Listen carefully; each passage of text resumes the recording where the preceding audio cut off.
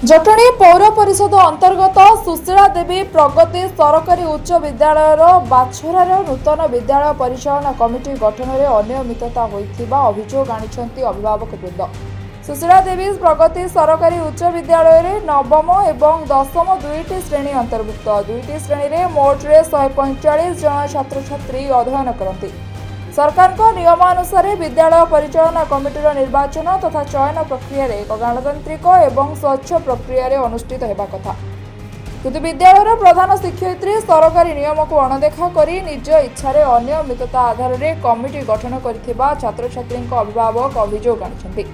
नियमानुसार कमिटी गठनर एक सप्ताह पूर्व सूचना बा नोटिस देवा कथा, किंतु यह नकरी प्रधान शिक्षयित्री अति तरभरिया भावे किछि निज आदेश रे परिचालित किछि लोकंकु रखी कमिटी गठन करथिबा अभिभावक माने मत दैछंती। एहाकु नै जिलापाल एवं जिला शिक्षा अधिकारी पाखरे मध्ये अभियोग होईछि।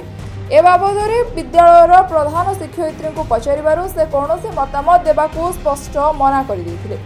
तत्सहित जिला शिक्षा अधिकारी कौनसी मतामत मिल पारि नाही। ए दिगरे जिलापाल एवं जिला शिक्षा अधिकारी दृष्टि आकर्षण करी पुनः विचार करी नूतन कमिटी गठन करबा पई अनुरोध करिसेंती अभिभावक वृंद। अच्छा, एसएमसी कमिटी जो गठन होईची संपूर्ण आज पर गाइडलाइंस सरकारी गाइडलाइंस हेनी, जेहेतु गाइडलाइंस हेनी आम बीओ को देलु, कंप्लेन देलु, बीओ बुझे बोली कहले, किंतु बीओ कहले जे आउ थे गठन हम। दीदी कहले ना चेयरमैन जो मन इच्छा होती से गाइडलाइन होनी, तेणु नुआ चेयरमैन तुम्हें दुटा तीन टा लोक आण नुआ चेयरमैन हे। तापर आम अनुसार आम आसिलु बसिलु, किंतु अपेक्षा कलु। अपेक्षा कला मधे दीदी कहले जे बीओ आसिलेनी कि फोन उठाऊना, तेणु मुझे करी ना, तेणु कमिटी जे जहाँ रही से रहीपर आम समस्त असंतुष्ट होगी जिलापाल एवं डिस्ट्रिक्ट एजुकेशन ऑफिसर को यार गोटे दाबीपत्र देलु जे कमिटी जहाँ आज पर गवर्नमेंट गाइडलाइन अनुसार होनी मनमुखी होती, जेहेतु सिलेक्शन होनी कि इलेक्शन होनी, मन इच्छा यहाँ एकपाखिया भाव में स्कूल कर्तृपक्ष कर स्कूल कर्तृपक्ष कमिटी गठन में किसी भूमिका ना। भूमिका कहाँकर ना आम अभिभावक मान भितर सिलेक्शन हम न इलेक्शन हम, तेणु ए अभिभावक मानकर सहमति ना।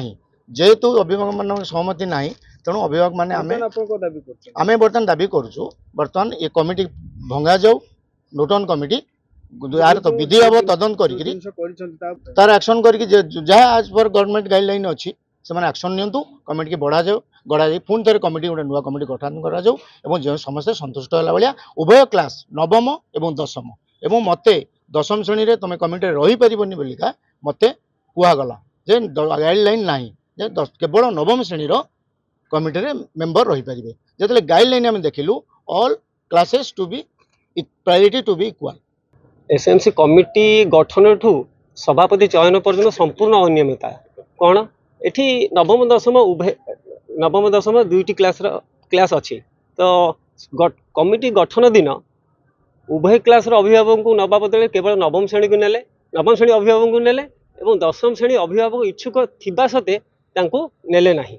ये है कमिटी गठन दिन जेतेबेले आमर सभापति चयन करा जाउची, सभापति चयन दिन तो अनियमित सीमा डेई गले, अर्थात से दिन आमको पूर्व दिन डाकिले जहाँकि आम कौन चिठी ना फोन मध्यम डाकिले, फोन मध्यम डाकिला आम आसलु, आसवा आमको चयन प्रक्रिया चयन प्रक्रिया आरंभ होची से आम प्रस्ताव देलु। प्रस्ताव देले जो पिला मते प्रस्ताव मत जो देले से निजे हेडमास्टर एचएम निजे कहले ना सी एससी रिजर्व कहीकि मत भ्रमित कले, जो मत भ्रमित कले आमको किसी गाइडलाइन देना जे सभापति कौन गाइडलाइन कह मुझे भ्रमित हो गली। भ्रमित होगी मु ऑफर देली आउ जन को जे पाखे थी जड़े बंधु को, तो ताले जदि मु न हो पारि सी हूँ भी सी जड़े जनराल किंतु भी कहले जे ना सी एसटी रिजर्व करके भ्रमित कले। तापर कौन है ना सी कहले ना आउ किए क्या दिंतु, तो सी डायरेक्टली न मना कर इनडायरेक्टली आमको भ्रमित कले जे ना मु एससी रिजर्व एवं बंधु जड़े एसटी रिजर्व। ता बाद आमर एमती वाद विवाद है, वाद विवाद बाद एमती समय गढ़ी चलला, समय गढ़ी चलला समय अंत हो जाऊँगी से कौन हो लास्ट स्टेज रे से जड़े महिला को प्रस्ताव दिगला और से प्रस्ताव पर कई ग्रहण करना, कई स्वीकृति देना, आमर सभा संग हो जाए एमती से दिन सरी जाइए, किंतु दीदी ताकू ମାନେ ସଭାପତି କହିକି ଘୋଷଣା କରିଦେଇଛନ୍ତି। ଏସବୁ ଘଟଣା ହଉଛି ଆମକୁ ଦିଦି ମାନେ ଅଣଦେଖା କଲେ ଚେୟାରମ୍ୟାନ ଏ ଯୋଉ ଭାଇସ୍ ଚେୟାରମ୍ୟାନ ବି ଅଣଦେଖା କରିଛନ୍ତି। ଆମେ ଆସିଥିଲୁ ସେଥିରେ ମୋର ବନ୍ଧୁକୁ ମୁଁ କହିଲି ଏ ଚେୟାରମ୍ୟାନ ହେବେ, ସେ ବନ୍ଧୁକୁ ସେ ମନା କଲେ। ତାଛରେ ସେ ବନ୍ଧୁ ମୋତେ କହିଲେ ହେବାକୁ, ମୋତେ ବି ସେ କହିଲେ ସେ ଜେନେରାଲ ହେଇପାରିବନି, ତମେ ଏସି ରିଜର୍ଭରେ ରହିବ। ଆମେ ସେଠୁ ଦସ୍ତଖତ ମାରିଲୁନୁ କି ସେଦିନ କିଛି ଫାଇନାଲ ହେଲା ନାହିଁ। ସେଦିନ 5ଟା ବେଳକୁ ଆମେ ଗଲୁ ଏଠୁ 4:30 5ଟା ବେଳକୁ। ସେଠୁ ଆମ ମନ ଖରାପ ଲାଗିଲା, ଏ ମନ ଇଚ୍ଛା କଲେ। ଗୋଟେ ଝିଅ ଆମର ଗାଁର ସେ ମନକୁ ଗଲେ ସେ ଚେୟାରମ୍ୟାନ ହବ, ସେ ଭାଇସ୍ ଚେୟାରମ୍ୟାନ ହବ, ଆଉ କେହି ପ୍ରସ୍ତାବ ଏଥିରେ ଦେଇନାହାନ୍ତି।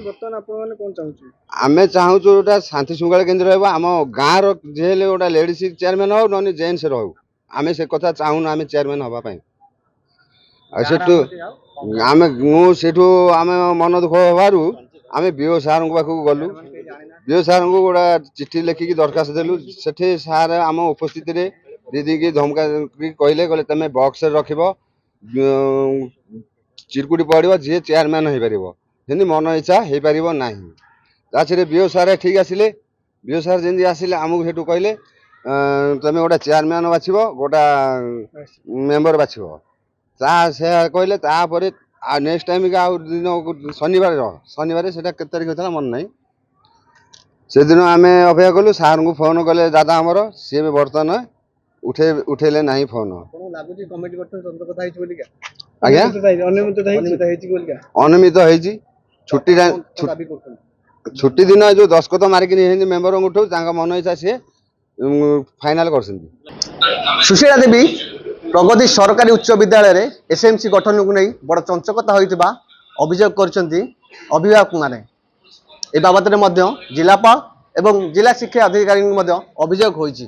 ଏ ବାବଦରେ ଯେତେବେଳେ ଆମେ ଜିଲ୍ଲା ଶିକ୍ଷା ଅଧିକାରୀଙ୍କ ମତାମତ ନେବା ପାଇଁ ଚେଷ୍ଟା କରିଥିଲୁ, ତାଙ୍କର କୌଣସି ମତାମତ ମିଳିପାରି ନାହିଁ।